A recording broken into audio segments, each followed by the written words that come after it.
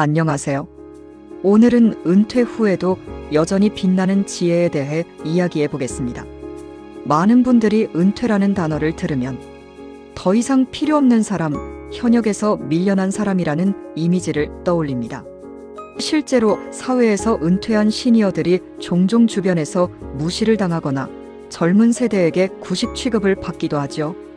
하지만 인생의 중요한 순간, 특히 모두가 당황하고 길을 잃었을 때는 오히려 이들의 경험과 연륜이 모두를 살리는 힘이 될 수 있습니다. 오늘은 실제 사례와 가족 간 이야기를 통해 이 주제를 조금 더 깊이 들여다보겠습니다. 먼저 코로나19 팬데믹 시기를 돌아봅시다. 전 세계적으로 의료 시스템이 붕괴 직전까지 몰렸던 시기, 병원마다 환자가 넘쳐났고 인력이 턱없이 부족했습니다. 그때 많은 나라에서 은퇴한 의사와 간호사들이 다시 현장으로 돌아왔습니다. 특히 이탈리아 북부의 한 도시에서는 은퇴한 지 10년이 넘은 노의사가 방호복을 입고 다시 응급실에 서는 모습이 언론에 크게 보도되었죠. 젊은 의사들은 경험 부족 때문에 환자 분류만 해도 어려워했지만 그는 침착하게 상황을 지휘하며 수많은 생명을 구했습니다. 나는 영웅이 아니다. 단지 필요할 뿐이다. 라는 그의 말은 큰 울림을 주었습니다. 사실 그는 이미 노쇠해 몸도 힘들었지만 후배들을 위해 끝까지 자리를 지켰습니다. 결국 지역사회는 그를 국민적 영웅으로 존경했습니다. 한국에서도 비슷한 사례가 있었습니다. 몇몇 은퇴 의사들이 자원봉사 형식으로 임시 선별진료소에 나와 후배들을 도왔습니다. 당시 의료진이 턱없이 부족했는데 이들의 경험 덕분에 혼란이 크게 줄어들었다고 합니다. 이 사례들은 은퇴가 끝이 아니라 때로는 더 큰 가치를 발휘할 수 있는 새로운 시작이 될 수 있음을 보여줍니다. 기업 세계에서도 원로들의 지혜가 빛날 때가 있습니다. 일본의 대기업들을 보면 은퇴한 경영자를 상임 고문이라는 자리로 모셔두곤 합니다. 평소에는 그 존재가 별로 주목받지 않습니다. 심지어 쓸모없는 자리라는 비판을 받기도 하죠. 그러나 막상 큰 위기가 닥치면 상황이 달라집니다. 예를 들어 모 대기업에서 생산한 유명 제품의 대규모 리콜 사태가 발생했을 때 한 원로 고문이 직접 협력사 대표들을 만나고 정부 관계자들을 찾아가 중재한 덕분에 사태가 빠르게 해결된 적이 있습니다. 젊은 경영진이 해결하지 못하던 문제를 오래된 인맥과 경험으로 풀어낸 것입니다. 그 순간 사람들은 깨달았습니다.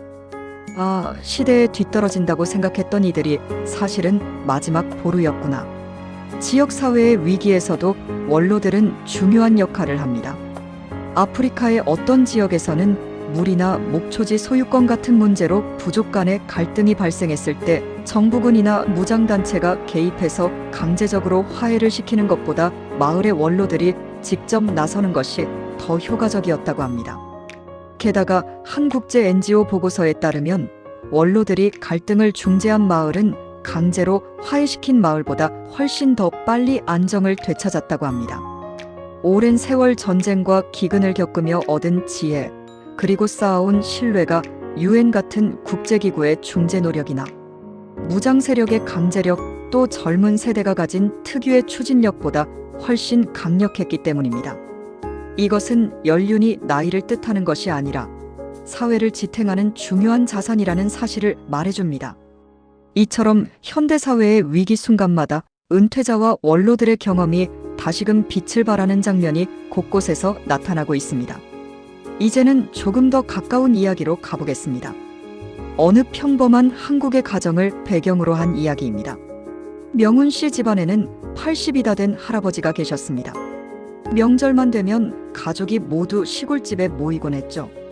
할아버지는 늘 그때는 말이야 하고 옛날 이야기를 꺼내곤 했습니다.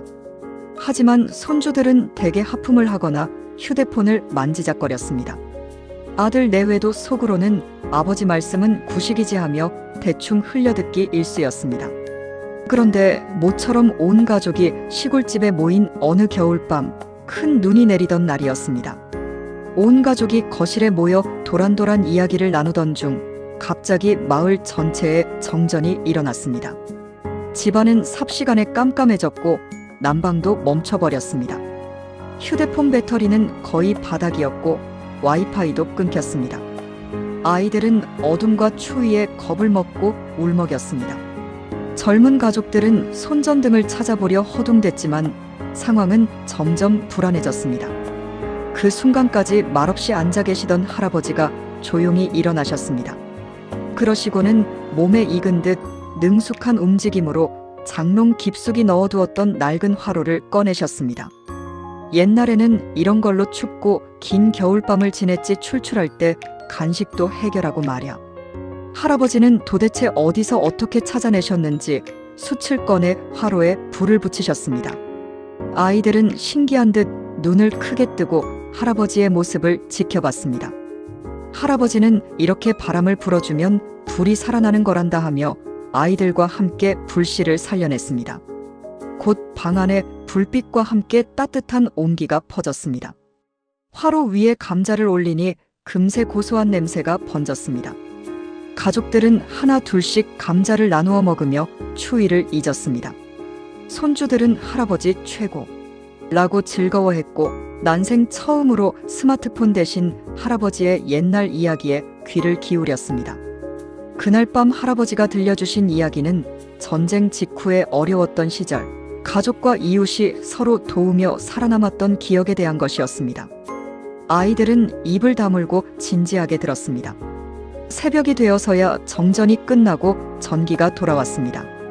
평소 같은 하루가 시작됐지만 지난 밤 정전 사건 이후 할아버지에 대한 시선은 완전히 달라졌습니다.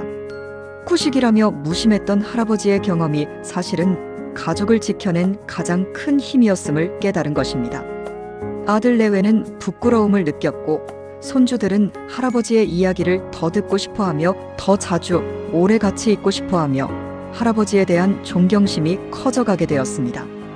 할아버지는 단순히 늙은 어른이 아니라 위기 앞에서 모두를 이끄는 가족의 지혜로운 어른이었습니다. 이 이야기는 아주 단순한 사례에 불과한 것 같지만 그 메시지는 분명합니다. 평소에는 낡아 보이고 쓸모없어 보이는 경험도 위기 순간에는 가장 강력한 무기가 될 수 있습니다. 연륜은 결코 사라지지 않습니다. 오히려 시간이 흐를수록 더 깊어지고 필요할 때 반드시 빛을 발합니다. 오늘 여러분께 드리고 싶은 질문은 이것입니다. 여러분도 혹시 평소에는 무심히 지나쳤다가 위기 순간에 역시 연륜의 지혜는 다르구나 하고 느낀 경험이 있으신가요? 댓글로 여러분의 이야기를 나눠주시면 좋겠습니다. 오늘 영상이 마음에 드셨다면 구독과 좋아요, 알림 설정 꼭 부탁드립니다. 여러분의 작은 클릭이 큰 힘이 됩니다. 감사합니다.